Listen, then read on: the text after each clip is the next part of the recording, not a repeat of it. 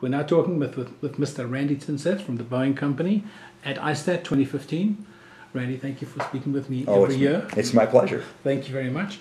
Could you give our viewers a 10-minute review of your 30-minute presentation? I don't know, Addison, if you'll be able to stand to me talking for 10 minutes, but let me give you a little bit of a synopsis of what I talked about today. I really talked about three things. I talked a little bit about our accomplishments in 2014 as a company, and I talked about where we saw the market today and where it's going long term, and then finally I talked about our products. I talked about 3.7 to 4.7, and I even added a little section on freighters and conversions because I think that's a really important and maybe overlooked part of the market. In terms of our accomplishments last year, the big ones were the launch of the 737 MAX 200 with a big order from Ryanair. The second thing last year that was really a substantial accomplishment for us was the first delivery of the 7879 to Air New Zealand. We made the first flight of the tanker for the U.S. government, and then finally we started to prepare our facilities for this 777X in 2020. We began the construction of the new composite wing center on our Everett site, so that was pretty special. In terms of the numbers, I think that last year we had 1,432 orders. We delivered 723 airplanes, both records for Boeing, and the deliveries are a record for our industry. In terms of orders, about 50% share in terms of units, about 56-57% in terms of value.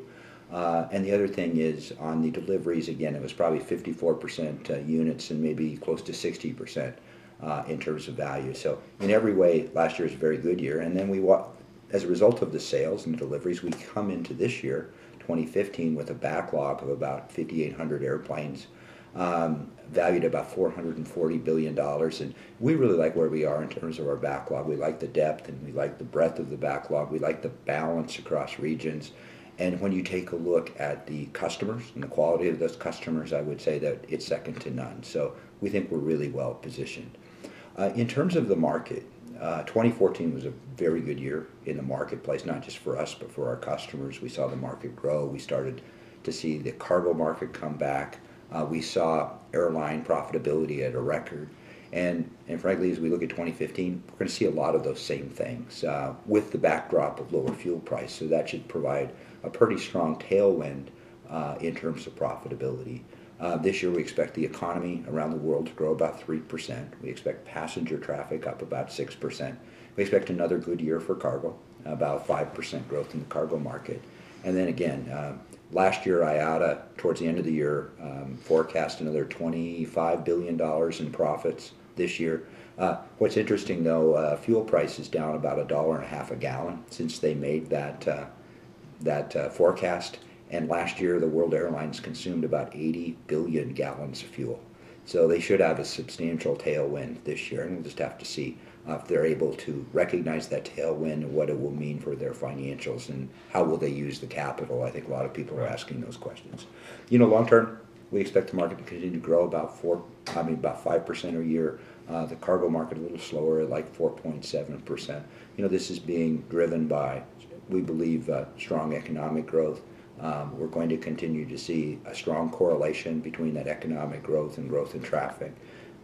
Trade has been growing again. It started in, I think, about the second quarter of 2013. That's been driving the cargo market. And when you put all those things together, it's a market of about 37,000 airplanes, which is $5.2 trillion. You know, the things as you look at that market, the biggest segment will be for single aisles. It will be the largest market, both in terms of units as well as in terms of value. And that's a market that's being driven by the developing and emerging economies, the low-cost carriers, and we see substantial replacement demand. When we look at the wide bodies, that's the second largest market.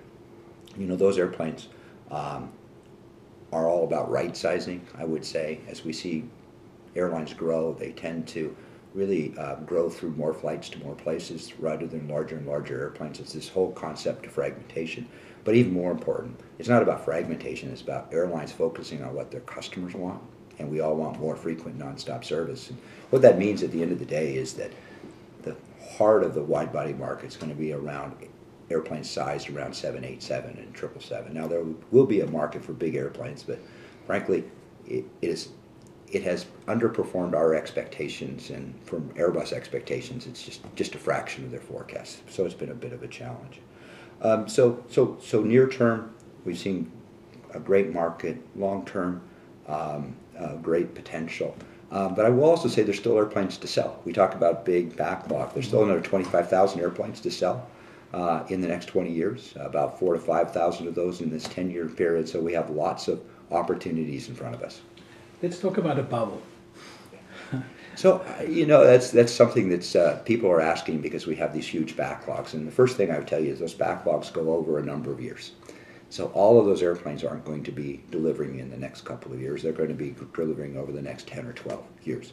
We see a dynamic where the manufacturers will probably deliver into the market about 6 to 7% of the installed fleet each year. We'll probably see somewhere between 2.5% and 3% be retired. And if we have that 3.5% to 4% growth in the fleet every year, that's really in line with traffic growing about 5%. So we think that the dynamics are there, and that will work. The other thing is, I'll have to tell you, when you look at the fleet today, and you look at the way that airlines are managing their business, we have record load factors.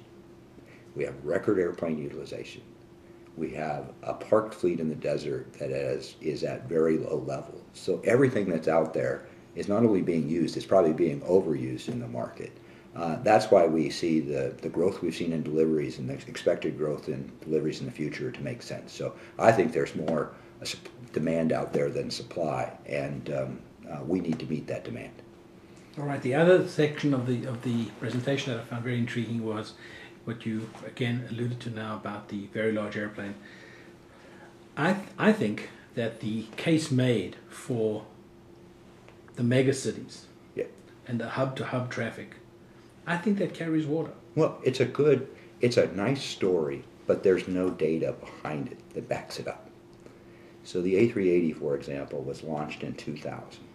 If you take a look at the 25 largest markets in the world since that airplane was launched, those markets have grown about 60% in capacity. We've seen about a 60% increase in frequency. And guess what? The average seats per departure in those 25 cities is down. It's down. It's gotten smaller. So you think, well, big airplanes in a growing market, it makes sense. But the reality is it's all about understanding the competitive forces in the market. It's all about the right balance between risk and reward.